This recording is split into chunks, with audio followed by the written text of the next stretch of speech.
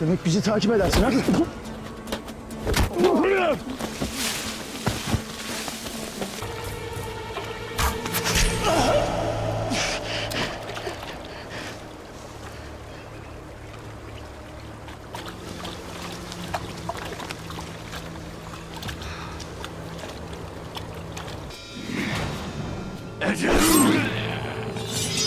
Lanet olsun! Okla! Haydi Allah! Haydi Allah!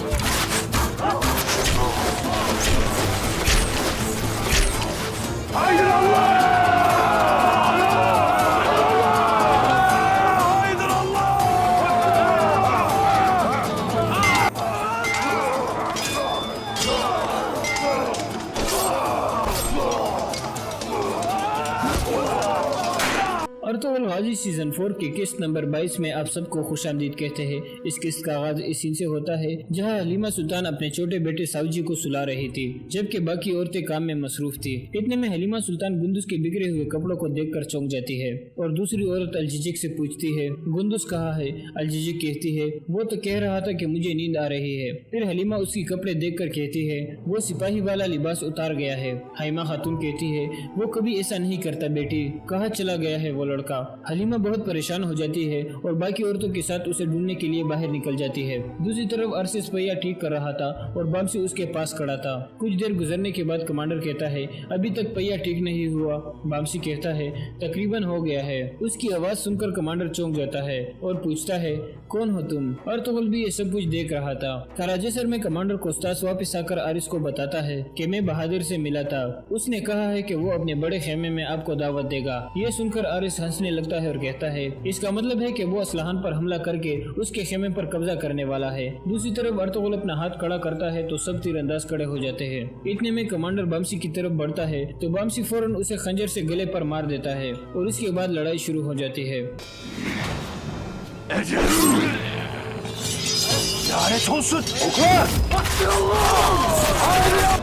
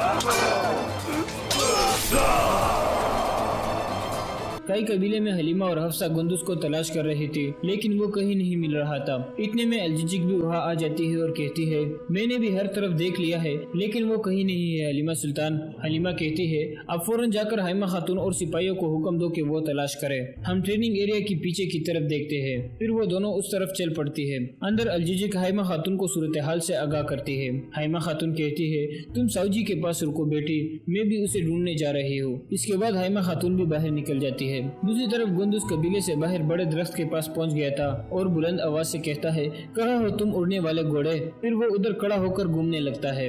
इतने में कबीले का एक सिपाही वहाँ आ जाता है और कहता है, आप यहाँ क्या कर रहे हो गुंदुस? गुंदुस कहता है, आपको यहाँ नहीं होना चाहिए सिपाही, आप जाओ, मैं यहाँ उड़ने वाले घोड़े का इंतजार कर रहा हूँ। सिपाही कहता है, ये क्या कह रहे हो गुंदुस, आप मेरे साथ वापस कबीले चलो। इतने में तीतन भी वहाँ पहुँच जाता है। सिपाही उससे पूछता है, तुम यहाँ क्या कर रहे हो? तीतन आगे से कोई जवाब नहीं देता। सिपाही गुंदुज को कहता है, तुम यहाँ से भाग जाओ गुंदुज, लेकिन गुंदुज नहीं भागता। सिपाही तीतन को कहता है, तो तुम इस बच्चे का दिमाग खराब कर रहे हो। फिर वो सिपाही तलवार निकाल कर तीतन पर हमला कर देता है।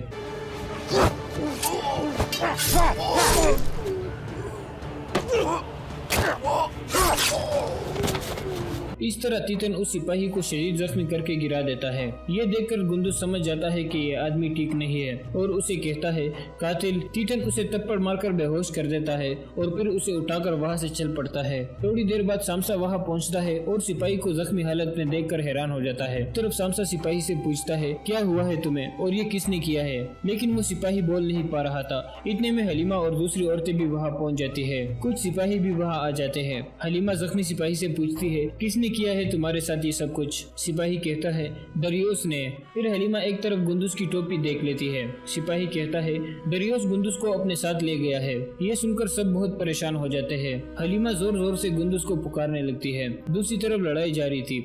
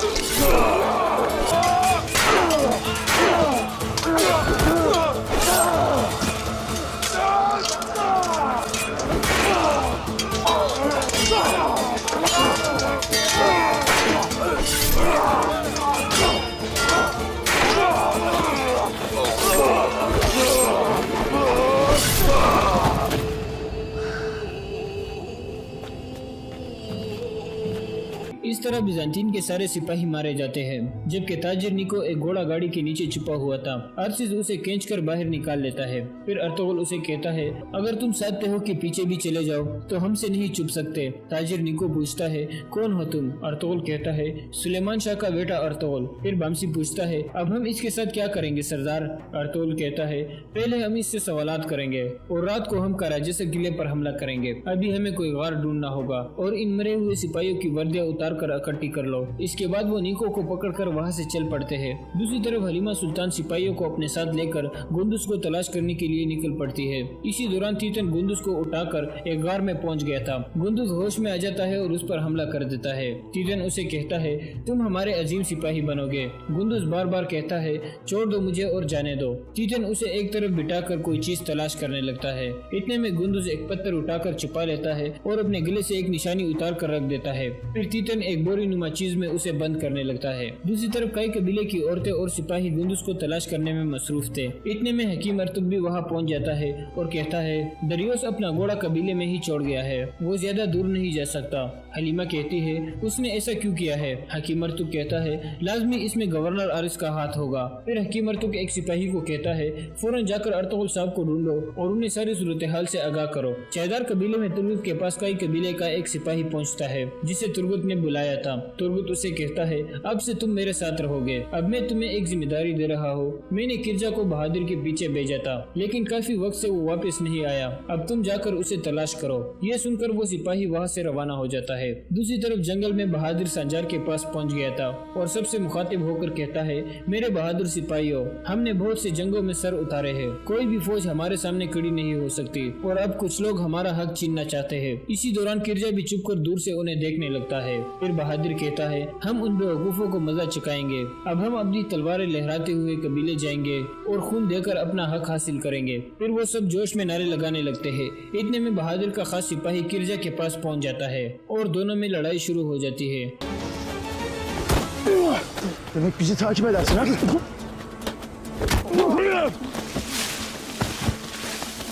इसी दौरान बहादुर और उसके सिपाही भी किरजा को देख लेते हैं और सब उसके पीछे भागने लगते हैं। दूसरी तरफ कई कबीले के लोग गुंदुस को तलाश कर रहे थे। इतने में एक सिपाही आकर कहता है, हमें एक चीज मिली है, हमारे पीछे आए।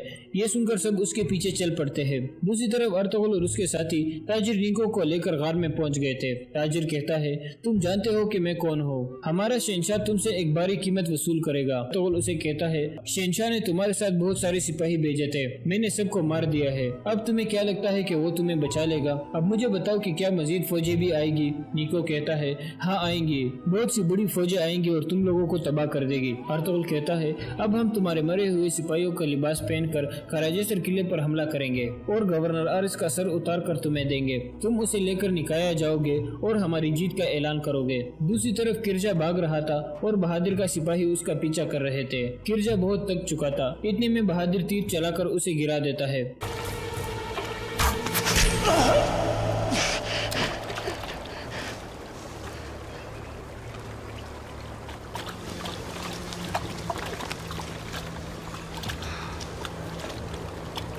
फिर उसके पास आकर कहता है, तुर्गत और असलहान के कुत्ते, तो उन लोगों ने तुम्हें मेरे पास भेजा था। किरजा कहता है, तुम जो भी करना चाहते हो करो, मैं तुमसे खौफजदा नहीं हूँ। अर्तुगरुल साहब और तुर्गत अल्फ मेरी मौत का इंतकाम जरूर लेंगे तुमसे। इस दफा अर्तुगरुल साहब की तलवार से बच नहीं पाओगे। ये सुनकर बहादुर गुस्से में आ जाता है और किरजा को एक नेजा गोम देता है।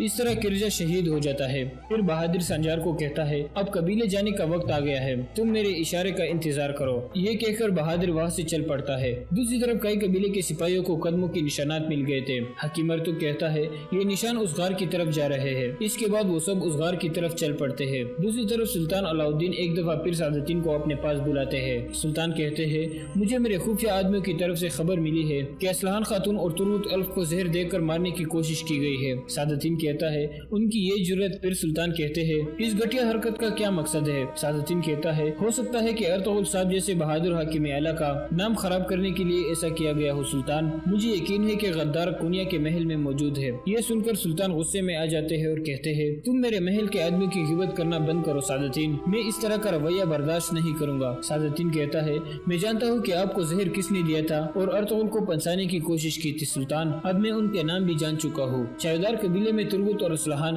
किरजा के ना वापस आने की वजह से बहुत परेशान थे। असलहान कहती है, वो बहादुर कुछ भी कर सकता है, वो खून का प्यासा हो चुका है। इतने में तुर्गत का खास सिपाही अंदर आकर बताता है कि मैंने किरजा को हर तरफ ढूंढा है लेकिन वो कहीं नहीं मिला। ये सुनकर वो दोनों मजीद परेशान हो जाते हैं। तुर्गत कहता है, मैं ऐसे नहीं बैठ सकता, अब मुझे खुद जाकर उसे तलाश करना होगा। असलहान उसे रोकने की कोशिश करती है लेकिन तुर्गत कहता है, तुम परेशान ना हो, मुझे अपनी सिपाहियों की कमांड करनी होगी। इसके बाद तुर्गत वहाँ से चला जाता है। दूसरी तरफ सुल्तान पूछते हैं, क्या नाम है उसका? सादतीन कहता है, इकेतरीना। सुल्तान कहते हैं, ओराल की बीवी? सादतीन कहता है, जी हाँ, उसी ने निकाया और आपके महल के दरमियान राब्ता कायम किया था। सुल्तान पूछते हैं, तुम्हारे पास इसका क्या सबूत है? सादतीन कहता है, हम एक पादरी को जानते हैं जिसने अपना मजहब छोड़ दिया है। इकेतरीना ने उससे जहर तलब किया था, फिर महल के गद्दार के जरिए उन्हें पता चला कि आप हली बाजार में मौजूद हो। इस तरह वो आपको जहर देने में कामयाब हो गए थे। सुल्तान कहते हैं, अब वो औरत कहाँ है? उसे पकड़कर मेरे पास लाओ। सादतीन कहता है, मैंने सुना है कि वो कत्ल हो गई है क्योंकि गद्दारों को लगा था कि कहीं राज फाश न हो जाए। अब मैं आपकी दी हुई मोहलत में आपके महल के अंदर गद्दारों का पता लगाऊंगा, वरना मेरा जिंदा रहना हराम होगा। दूसरी तरफ हलीमा सुल्तान और बाकी लोग गुंदुस को तलाश करते करते एक गार में पहुंच जाते हैं लेकिन तीतन वहाँ से जा चुका था। इतने में हकीम अर्तुग को एक निशानी मिल जाती है। हलीमा उसे पहचान लेती है और कहती है, ये गुंदुस की निशानी है। ये सुनकर सब परेशान हो जाते हैं। फिर हलीमा कहती है, मैं जाकर अपने हाथों से उस आदमी को कत्ल करूंगी। हाइमा खातून उसे रोक लेती है और कहती है, अर्तुगरुल उसे ढूंढ लेगा बेटी। फिर हाइमा खातून उसे दिलासा देने लगती है और इसी के साथ इस केस का इख्तिताम हो जाता है। हज़रत खालिद बिन वलीद रज़ी अल्लाह तआला अन्हु की ज़िंदगी के खूबसूरत वाक़यात सीरत खालिद बिन वलीद की किस्त नंबर 73 में आप सबको खुशामदीद कहते हैं, जहां हम इस जगह तक पहुंचे थे। खालिद रज़ी अल्लाह तआला अन्हु के मुजाहिदीन दमश्क की जानिब बढ़े जा रहे थे। रूबी सलार अज़ाज़ीर ने दमश्क पहुंचते ही शहर की दिफा को मजबूत बनाना शुरू कर दिया। दमश्क की शहर पनाह की 6 दरवाजे थे और हर दरवाजे का एक नाम था। अज़ाज़ीर ने दमश्क के मुहासरे से बचाने का ये इंतज़ाम किया कि ज़्यादा फ़ौज शहर के बाहर रखी ताकि मुसलमानों को शहर तक पहुंचने ही ना दिया जाए, उन्हें शहर से बाहर ख़त्म कर दिया जाए। شہر میں خاص طور پر منتخب کیے ہوئے دستے رکھے تھے۔ ان میں ایک محافظ دستہ تھا جسے جانباز دستہ کہا جاتا تھا۔ اسے 1 میل سے کچھ زیادہ لمبے اور 4 فلانگ چوڑے شہر کی آبادی میں اس خبر نے ہڑبنگ ببا کر دی تھی کہ مسلمان شہر کو محاصرے میں لینے آ رہے ہیں۔ اس خبر سے پہلے مسلمانوں کی دہشت شہر میں داخل ہو چکی تھی۔ سالار شہریوں کو بھی شہر کی دفاع کے لیے تیار کر رہے تھے، لیکن شہریوں سے انہیں تعاون نہیں مل رہا تھا۔ شہری تو اپنا مال و دولت اور اپنی جوان لڑکیوں کو چھپاتے پھر رہے تھے۔ ان میں سے بعض نے اپنے کمبوں کو اپنے ساتھ لے کر بھاگنے کی بھی کوشش کی، لیکن فوج نے انہیں روک لیا تھا۔ مجاہدین کا لشکر دمشق سے زیادہ دور نہیں رہ گیا تھا۔ جاسوس جو آگے آگے ہوئے تھے وہ باری باری پیچھے آتے، رپورٹ دیتے اور پھر آگے چلے جاتے تھے۔ اب مجاہدین کی جذباتی کیفیت ایسی تھی جسے ان کا کوئی گھر نہ ہو، کوئی وطن نہ ہو، بیوی نہ ہو، بچہ نہ ہو، بس اللہ ہی اللہ ہو، جس کے نام کا وہ رد کرتے تھے، یا چند مجاہدین مل کر کوئی جنگی ترانہ گاتے تھے۔ انہوں نے اپنا رشتہ اللہ کے ساتھ اور رسول صلی اللہ علیہ وسلم کی روح مقدس کے ساتھ جوڑ لیا تھا۔ انہوں نے اپنی جانیں اللہ کی قربان گاہ پر رکھ دی تھی۔ رومیوں کے لیے وہ جسم تھے، لیکن اپنے لیے وہ روحیں تھی۔ وہ اپنے جسموں اور تکالیف اور ضروریات سے وہ بے نیاز ہو گئے تھے۔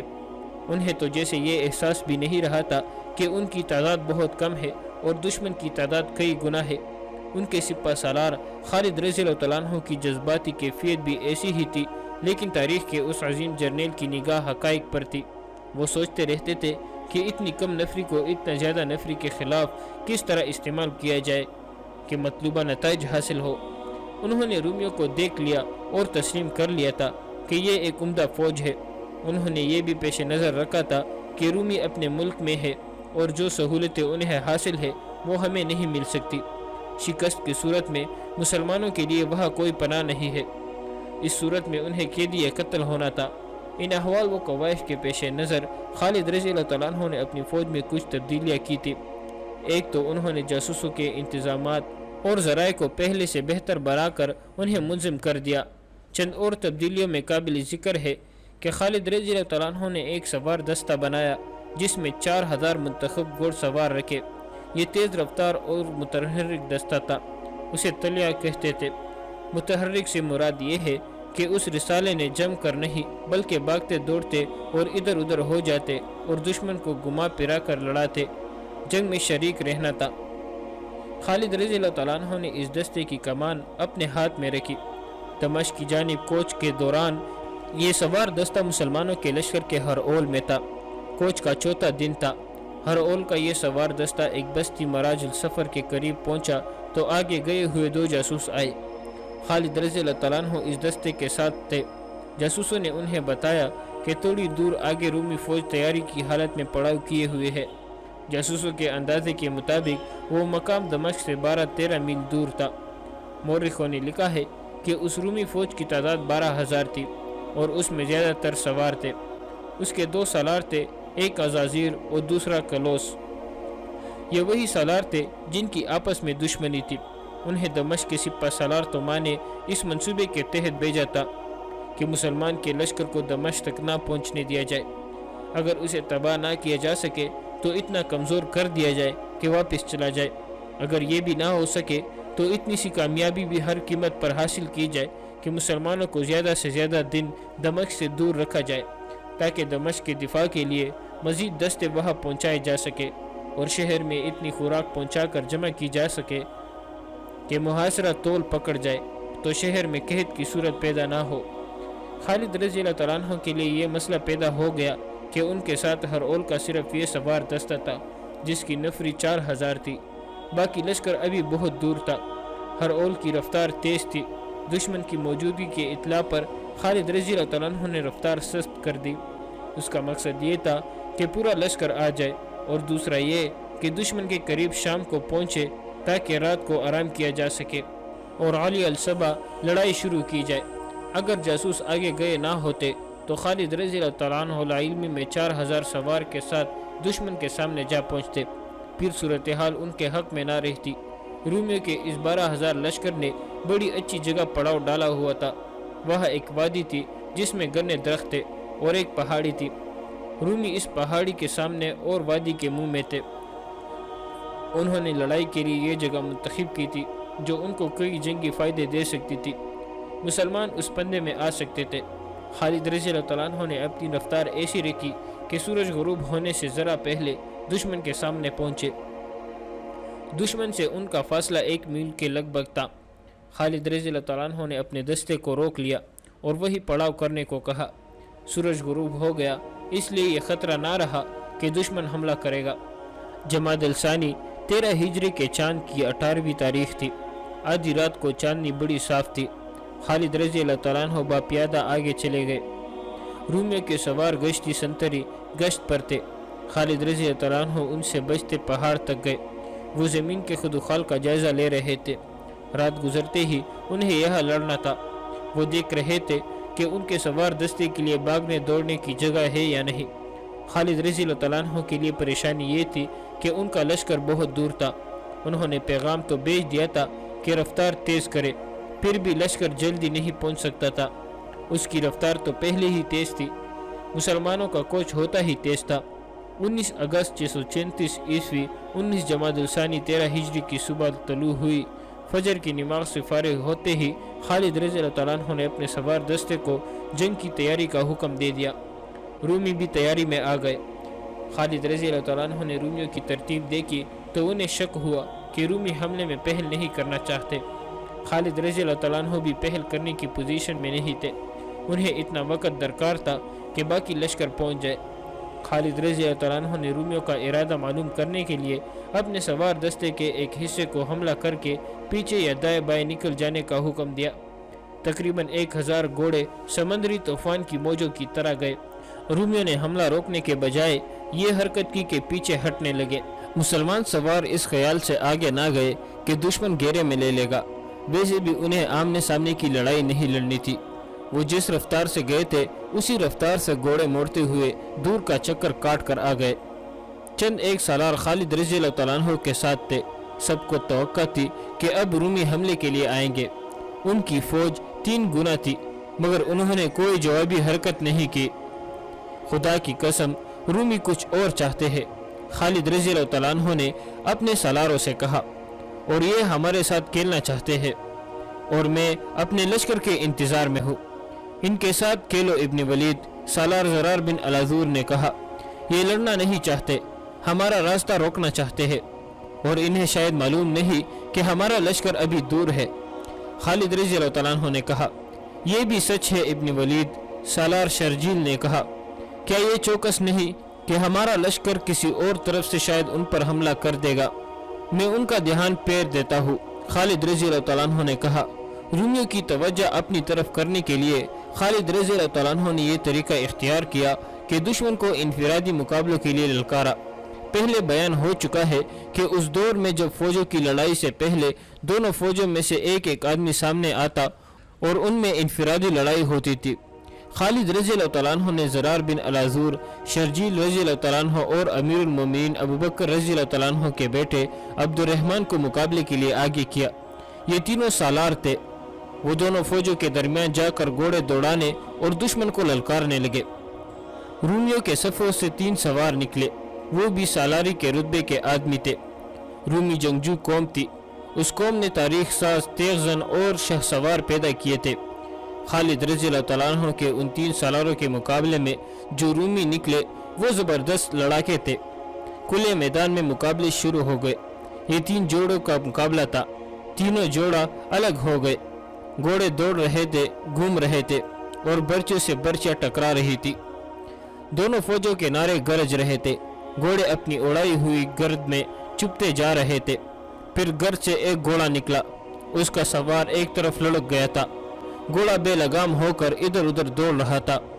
وہ ایک رومی سالار تھا جو بڑا گہرا زخم کھا کر گھوڑے سے گر رہا تھا۔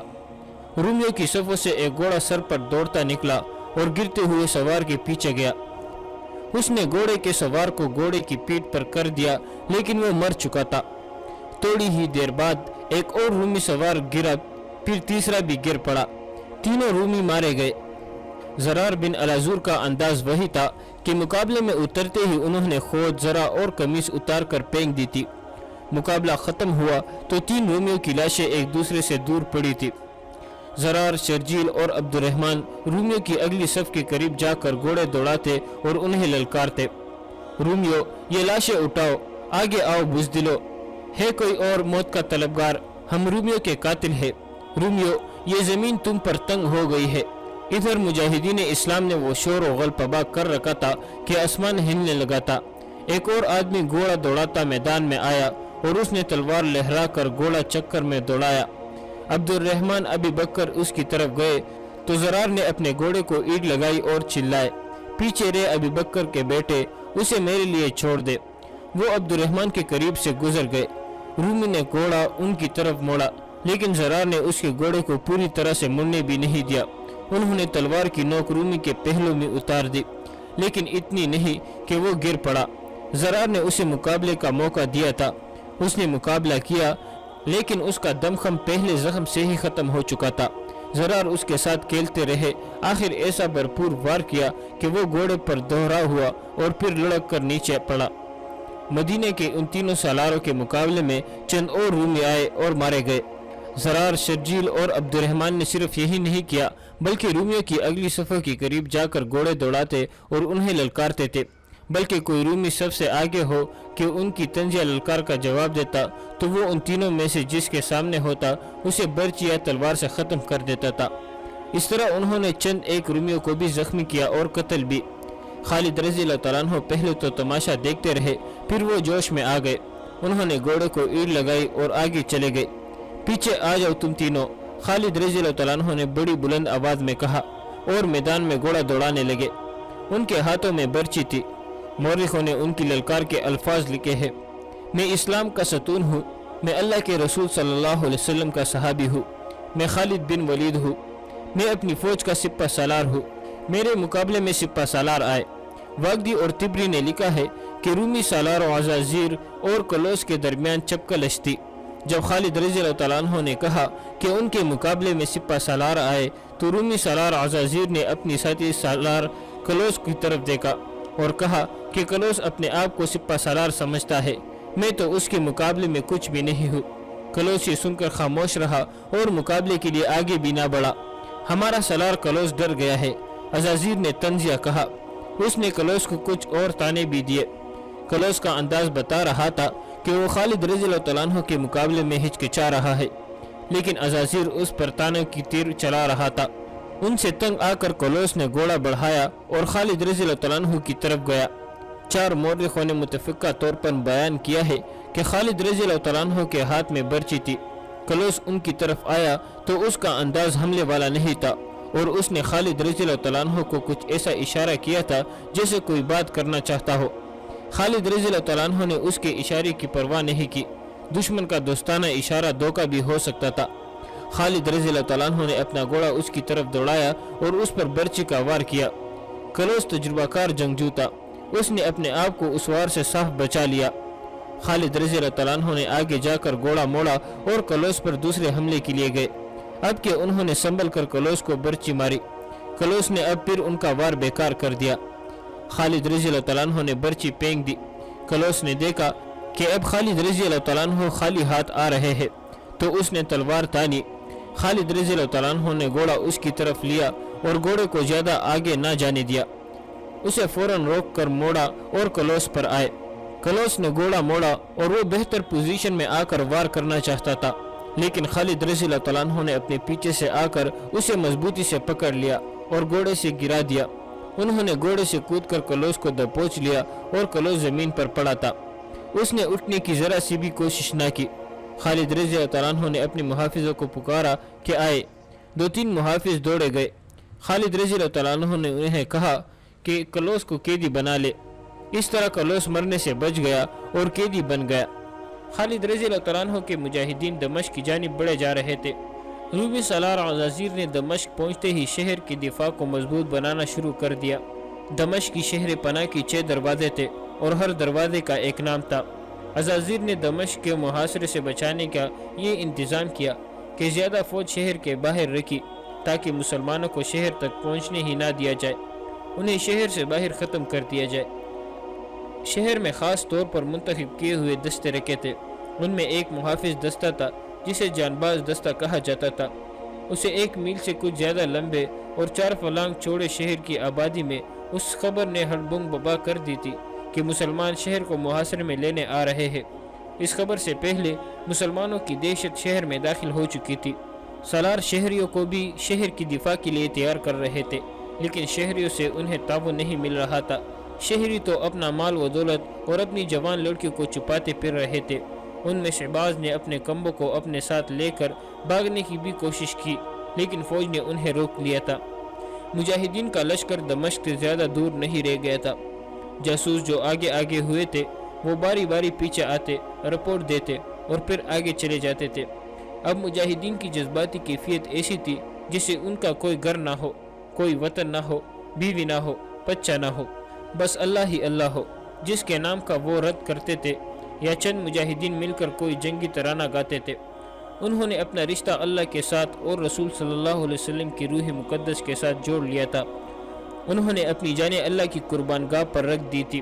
رومیوں کے لیے وہ جسم تھے، لیکن اپنے لیے وہ روحیں تھی۔ وہ اپنے جسموں اور تکالیف اور ضروریات سے وہ بے نیاز ہو گئے تھے۔ انہیں تو جیسے یہ احساس بھی نہیں رہا تھا کہ ان کی تعداد بہت کم ہے اور دشمن کی تعداد کئی گنا ہے۔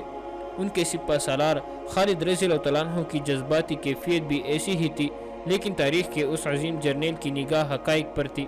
وہ سوچتے رہتے تھے کہ اتنی کم نفری کو اتنا زیادہ نفری کے خلاف کس طرح استعمال کیا جائے کہ مطلوبہ نتائج حاصل ہو۔ انہوں نے رومیوں کو دیکھ لیا اور تسلیم کر لیا تھا کہ یہ ایک عمدہ فوج ہے۔ انہوں نے یہ بھی پیش نظر رکھا تھا کہ رومی اپنے ملک میں ہے اور جو سہولتیں انہیں حاصل ہے وہ ہمیں نہیں مل سکتی۔ شکست کی صورت میں مسلمانوں کے لیے وہاں کوئی پناہ نہیں ہے۔ اس صورت میں انہیں قیدی قتل ہونا تھا۔ ان احوال و قوائف کے پیش نظر خالد رضی اللہ عنہ نے اپنی فوج میں کچھ تبدیلیاں کی تھی۔ ایک تو انہوں نے جاسوسوں کے انتظامات اور ذرائع کو پہلے سے بہتر بنا کر انہیں منظم کر دیا۔ چند اور تبدیلیوں میں قابل ذکر ہے کہ خالد رضی اللہ عنہ نے ایک سوار دستہ بنایا جس میں 4000 منتخب گھوڑ سوار رکھے۔ یہ تیز رفتار اور متحرک دستہ تھا، اسے تلیہ کہتے تھے۔ متحرک سے مراد یہ ہے کہ اس رسالے نے جم کر نہیں بلکہ بھاگتے دوڑتے اور ادھر ادھر ہو جاتے اور دشمن کو گما پھرا کر لڑاتے، جنگ میں شریک رہنا تھا۔ خالد رضی اللہ عنہ نے اس دستے کی کمان اپنے ہاتھ میں رکھی۔ دمشق کی جانب کوچ کے دوران یہ سوار دستہ مسلمانوں کے لشکر کے ہرعول میں تھا۔ کوچ کا چوتھا دن تھا۔ ہرعول کا یہ سوار دستہ ایک بستی مراج السفر کے قریب پہنچا تو آگے گئے ہوئے 2 جاسوس آئے۔ خالد رضی اللہ عنہ اس دستے کے ساتھ تھے۔ جاسوسوں نے انہیں بتایا کہ تھوڑی دور آگے رومی فوج تیاری کی حالت میں پڑاؤ کیے ہوئے ہے۔ جاسوسوں کے اندازے کے مطابق وہ مقام دمشق سے 12-13 میل دور تھا۔ مورخوں نے لکھا ہے کہ اس رومی فوج کی تعداد 12,000 تھی اور اس میں زیادہ تر سوار تھے۔ اس کے 2 سالار تھے، ایک عزازیر اور دوسرا کلوس۔ یہ وہی سالار تھے جن کی آپس میں دشمنی تھی۔ انہیں دمشق کے سپہ سالار توما نے اس منصوبے کے تحت بھیجا تھا کہ مسلمان کے لشکر کو دمشق تک نہ پہنچنے دیا جائے۔ اگر اسے تباہ نہ کیا جا سکے تو اتنا کمزور کر دیا جائے کہ واپس چلا جائے۔ اگر یہ بھی نہ ہو سکے تو اتنی سی کامیابی بھی ہر قیمت پر حاصل کی جائے کہ مسلمانوں کو زیادہ سے زیادہ دن دمشق سے دور رکھا جائے تاکہ دمشق کے دفاع کے لیے مزید دستے وہاں پہنچائے جا سکے اور شہر میں اتنی خوراک پہنچا کر جمع کی جا سکے کہ محاصرہ طول پکڑ جائے تو شہر میں قحط کی صورت پیدا نہ ہو۔ خالد رضی اللہ عنہ کے لیے یہ مسئلہ پیدا ہو گیا کہ ان کے ساتھ ہرعول کا صرف یہ سوار دستہ تھا جس کی نفری 4000 تھی، باقی لشکر ابھی بہت دور تھا۔ ہرعول کی رفتار تیز تھی۔ دشمن کی موجودگی کے اطلاع پر خالد رضی اللہ عنہ نے رفتار سست کر دی۔ اس کا مقصد یہ تھا کہ پورا لشکر آ جائے اور دوسرا یہ کہ دشمن کے قریب شام کو پہنچے تاکہ رات کو آرام کیا جا سکے اور علی الصبح لڑائی شروع کی جائے۔ اگر جاسوس آگے گئے نہ ہوتے تو خالد رضی اللہ عنہ علم میں 4000 سوار کے ساتھ دشمن کے سامنے جا پہنچتے، پھر صورتحال ان کے حق میں نہ رہتی۔ رومیوں کے اس 12,000 لشکر نے بڑی اچھی جگہ پڑاؤ ڈالا ہوا تھا۔ وہاں ایک وادی تھی جس میں گنے درخت تھے اور ایک پہاڑی تھی۔ رومی اس پہاڑی کے سامنے اور وادی کے منہ میں تھے۔ انہوں نے لڑائی کے لیے یہ جگہ منتخب کی تھی جو ان کو کئی جنگی فائدے دے سکتی تھی۔ مسلمان اس پندے میں آ سکتے تھے۔ खालिद रज़ी अल्लाह तआला अन्हु ने अपनी रफ्तार ऐसी रखी कि सूरज गुरूब होने से ज़रा पहले दुश्मन के सामने पहुंचे। दुश्मन से उनका फासला 1 मील के लगभग था। खालिद रज़ी अल्लाह तआला अन्हु ने अपने दस्ते को रोक लिया और वही पड़ाव करने को कहा। सूरज गुरूब हो गया, इसलिए ये ख़तरा ना रहा कि दुश्मन हमला करेगा। जमादुल सानी 13 हिजरी के चांद की 18वीं तारीख थी। आधी रात को चांदनी बड़ी साफ थी। खालिद रज़ी अल्लाह तआला अन्हु बापियादा आगे चले गए। रूमियों के सवार गश्ती संतरी गश्त पर थे। खालिद रज़ी अल्लाह तआला अन्हु उनसे बचते पहाड़ तक गए। वो ज़मीन के खुदुखाल का जायज़ा ले रहे थे। रात गुजरते ही उन्हें यह लड़ना था। वो देख रहे थे कि उनके सवार दस्ते के लिए भागने दौड़ने की जगह है या नहीं। खालिद रज़ी अल्लाह तआला अन्हु के लिए परेशानी ये थी कि उनका लश्कर बहुत दूर था। उन्होंने पैगाम तो भेज दिया था कि रफ्तार तेज़ करे, फिर भी लश्कर जल्दी नहीं पहुंच सकता था। उसकी रफ्तार तो पहले ही तेज़ थी। मुसलमानों का कोच होता ही तेज़ था। 19 अगस्त 634 ईस्वी 19 जमादुल सानी 13 हिजरी की सुबह तलू हुई। फजर की नमाज से फारिग होते ही खालिद रज़ी अल्लाह तआला अन्हु ने अपने सवार दस्ते को जंग की तैयारी का हुक्म दे दिया। रूमी भी तैयारी में आ गए। खालिद रज़ी अल्लाह तआला अन्हु ने रूमियों की तरतीब देखी तो उन्हें शक हुआ कि रूमी हमले में पहल नहीं करना चाहते। खालिद रज़ी अल्लाह तआला अन्हु भी पहल करने की पोजीशन में नहीं थे। उन्हें इतना वक्त दरकार था कि बाकी लश्कर पहुंच जाए। खालिद रज़ी अल्लाह तआला अन्हु ने रूमियों का इरादा मालूम करने के लिए अपने सवार दस्ते के एक हिस्से को हमला करके पीछे या दाएं बाएं निकल जाने का हुक्म दिया। तकरीबन 1000 घोड़े समंदरी तूफान की मौजों की तरह गए। रूमियों ने हमला रोकने के बजाय ये हरकत की कि पीछे हटने लगे। मुसलमान सवार इस ख्याल से आगे ना गए कि दुश्मन घेरे में ले लेगा। वैसे भी उन्हें आमने सामने की लड़ाई नहीं लड़नी थी। वो जिस रफ्तार से गए थे उसी रफ्तार से घोड़े मोड़ते हुए दूर का चक्कर काट कर आ गए। चंद एक सालार खालिद रज़ी अल्लाह तआला अन्हु के साथ थे। सबको तवक्का थी कि अब रूमी हमले के लिए आएंगे। उनकी फौज 3 गुना थी, मगर उन्होंने कोई जवाबी हरकत नहीं की। खुदा की कसम, रूमी कुछ और चाहते हैं। खालिद रज़ी अल्लाह तआला अन्हु ने अपने सालारों से कहा, और ये हमारे साथ खेलना चाहते हैं और मैं अपने लश्कर के इंतज़ार में हूँ। इनके साथ खेलो। इब्न वलीद सालार ज़रार बिन अलाज़ूर ने कहा, ये लड़ना नहीं चाहते, हमारा रास्ता रोकना चाहते हैं और इन्हें शायद मालूम नहीं कि हमारा लश्कर अभी दूर है। खालिद रज़ी अल्लाह तआला अन्हु ने कहा, यह भी सच है। इब्न वलीद सालार शर्जील ने कहा, क्या ये चौकस नहीं कि हमारा लश्कर किसी और तरफ से शायद उन पर हमला कर देगा। मैं उनका ध्यान फेर देता हूँ। खालिद रज़ी अल्लाह तआला अन्हु ने कहा। रूमियों की तवज्जो अपनी तरफ करने के लिए खालिद रज़ी अल्लाह तआला अन्हु ने यह तरीका इख्तियार किया कि दुश्मन को इनफिरादी मुकाबलों के लिए ललकारा। पहले बयान हो चुका है कि उस दौर में जब फौजों की लड़ाई से पहले दोनों फौजों में से एक आदमी सामने आता और उनमें इनफिरादी लड़ाई होती थी। खालिद रज़ी अल्लाह तआला अन्हु ने ज़रार बिन अलाज़ूर, शर्जील रज़ी अल्लाह तआला अन्हु और अमीरुल मोमिनीन अबू बकर रज़ी अल्लाह तआला अन्हु के बेटे अब्दुर्रहमान को मुकाबले के लिए आगे किया। ये तीनों सालार थे। वो दोनों फौजों के दरमियान जाकर घोड़े दौड़ाने और दुश्मन को ललकारने लगे। रूमियों के सफ़ों से 3 सवार निकले। वो भी सालारी के रुतबे के आदमी थे। रूमी जंगजू कौम थी। उस कौम ने तारीख साज, तेगजन और शहसवार पैदा किए थे। खालिद रज़ी अल्लाह तआला अन्हु के उन 3 सालारों के मुकाबले में जो रूमी निकले वो ज़बरदस्त लड़ाके थे। खुले मैदान में मुकाबले शुरू हो गए। ये 3 जोड़ों का मुकाबला था। तीनों जोड़ा अलग हो गए। घोड़े दौड़ रहे थे, घूम रहे थे और बर्चों से बर्चियां टकरा रही थी। दोनों फौजों के नारे गरज रहे थे। घोड़े अपनी उड़ाई हुई गर्द में चुपते जा रहे थे। फिर गर्द से एक घोड़ा निकला। उसका सवार एक तरफ लुढ़क गया था। घोड़ा बेलगाम होकर इधर उधर दौड़ रहा था। वो एक रूमी सालार था जो बड़ा गहरा जख्म खाकर घोड़े से गिर रहा था। रूमियों की सफों से एक घोड़ा सर पर दौड़ता निकला और गिरते हुए सवार के पीछे गया। उसने घोड़े के सवार को घोड़े की पीठ पर कर दिया, लेकिन वो मर चुका था। थोड़ी ही देर बाद एक और रूमी सवार गिरा, फिर तीसरा भी गिर पड़ा। तीनों रूमी मारे गए।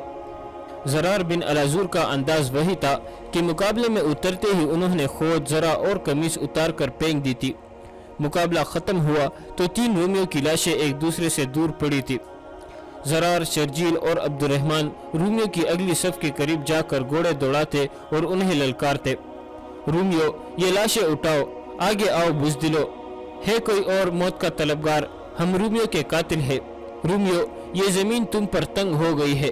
इधर मुजाहिदीन इस्लाम ने वो शोर और गलपबा कर रखा था कि आसमान हिलने लगा था। एक और आदमी घोड़ा दौड़ाता मैदान में आया और उसने तलवार लहरा कर घोड़ा चक्कर में दौड़ाया। अब्दुर्रहमान अबी बकर उसकी तरफ गए तो ज़रार ने अपने घोड़े को ईंट लगाई और चिल्लाए, पीछे रे अबी बकर के बेटे, उसे मेरे लिए छोड़ दे। वो अब्दुर्रहमान के करीब से गुजर गए। रूमी ने घोड़ा उनकी तरफ मोड़ा, लेकिन ज़रार ने उसके घोड़े को पूरी तरह से मुड़ने भी नहीं दिया। उन्होंने तलवार की नोक रूमी के पहलू में उतार दी, लेकिन इतनी नहीं कि वो गिर पड़ा। ज़रार ने उसे मुकाबले का मौका दिया था। उसने मुकाबला किया, लेकिन उसका दमखम पहले जख्म से ही ख़त्म हो चुका था। ज़रार उसके साथ खेलते रहे। आखिर ऐसा भरपूर वार किया कि वो घोड़े पर दोहरा हुआ और फिर लुढ़क कर नीचे पड़ा। मदीने के उन तीनों सालारों के मुकाबले में चंद और रूमी आए और मारे गए। ज़रार, शर्जील और अब्दुर्रहमान ने सिर्फ यही नहीं किया, बल्कि रूमियों की अगली सफ़ों के करीब जाकर घोड़े दौड़ाते और उन्हें ललकारते थे।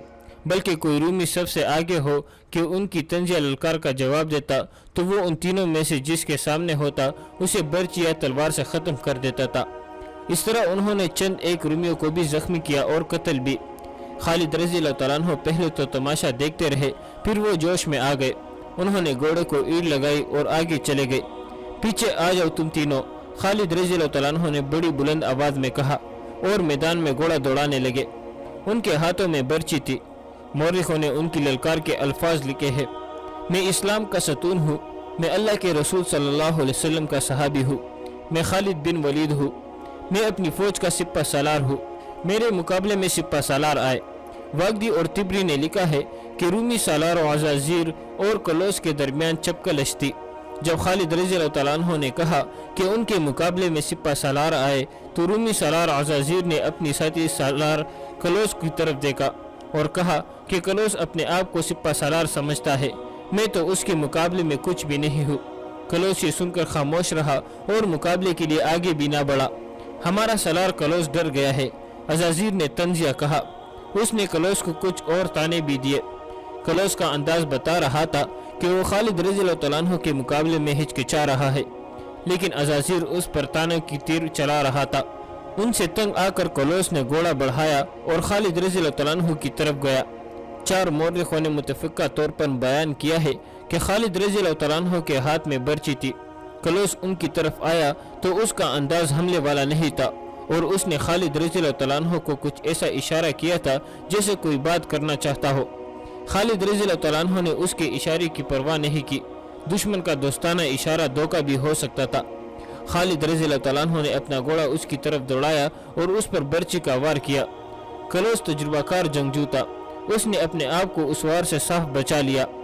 खालिद रज़ी अल्लाह तआला अन्हु ने आगे जाकर घोड़ा मोड़ा और कलोस पर दूसरे हमले के लिए गए।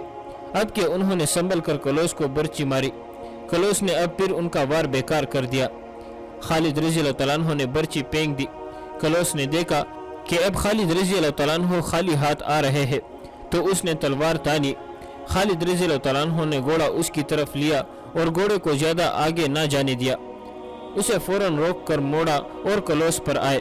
कलोस ने घोड़ा मोड़ा और वो बेहतर पोजीशन में आकर वार करना चाहता था, लेकिन खालिद रज़ी अल्लाह तआला अन्हु ने अपने पीछे से आकर उसे मजबूती से पकड़ लिया और घोड़े से गिरा दिया। उन्होंने घोड़े से कूदकर कलोस को दबोच लिया और कलोस जमीन पर पड़ा था। उसने उठने की जरा सी भी कोशिश न की। खालिद रज़ी अल्लाह तआला अन्हु ने अपने मुहाफिजों को पुकारा कि आए। 2-3 मुहाफिज दौड़े गए। खालिद रज़ी अल्लाह तआला अन्हु ने उन्हें कहा कि कलोस को कैदी बना ले। इस तरह कलोस मरने से बच गया और कैदी बन गया।